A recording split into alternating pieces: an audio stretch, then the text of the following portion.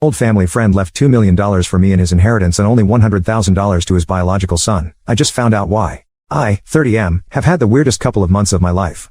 My mom's friend Gary recently passed away, and to my surprise, he left all his property in my name in his will. For context, I am married to my wife Hannah, 28F, and we have a 2-year-old toddler. We are not wealthy, but both Hannah and I have good jobs and are working towards building a good life for us and our kid. About 2 months ago, an estate attorney sent a letter to our house stating that Gary had passed away and I was named in his will. This came as a shock as we had not seen Gary and his family for years. The only memory I have of Gary was from when I was a little kid. His son Jason and I were friends and our families were pretty close. Gary and my mom were college friends and they would come to our house for dinners or parties. Jason and I were of similar age, and I remember Jason following me around the house and us playing video games in my room while the grown-ups had fun downstairs. When I was around 10, they moved out of our town, and I never saw them again. This is the first time in years I have even thought about Gary or Jason.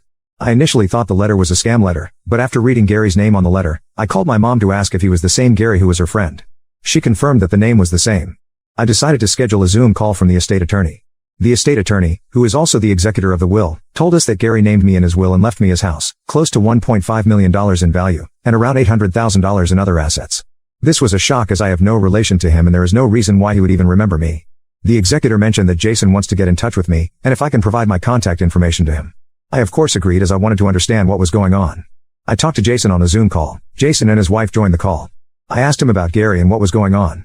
Jason told me that Gary and his mom divorced right around the time they moved out of our town. His mother got primary custody, and he used to spend weekends at Gary's place. However, after a year or so, Gary started slowly pulling out of his life and met him maybe a few times every year. Gary then moved to a different town and they had very limited contact except for holiday greetings and a few phone calls every year. Jason mentioned that Gary lived alone and did not marry again.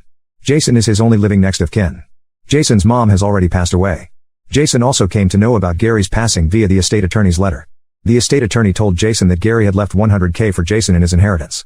Jason asked him what he did with the rest of his estate and the attorney told him that I was named as the beneficiary. Jason asked me if I had been in touch with Gary over the last few years, and I told him no. Jason asked me if there was any reason why I would be listed as the beneficiary, and I told him that I was not aware of any. My head was spinning, and I thought that maybe I was related to Gary in some way, like he secretly is my bio dad or a donor. I talked to my mom about it, and she told me that I am in no way related to Gary. I asked her why he would leave me his inheritance and my mom said she could not think of a reason why. She said that she never dated Gary and they were just good friends from college. She insisted that my dad was my real dad.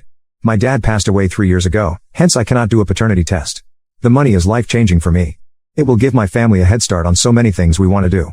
I know Jason plans to challenge the will, as it makes no sense why it should go to me and not his biological son. My mom also feels that I shouldn't accept it as we had nothing to do with Gary for the last 20 years, and it has to be a mistake why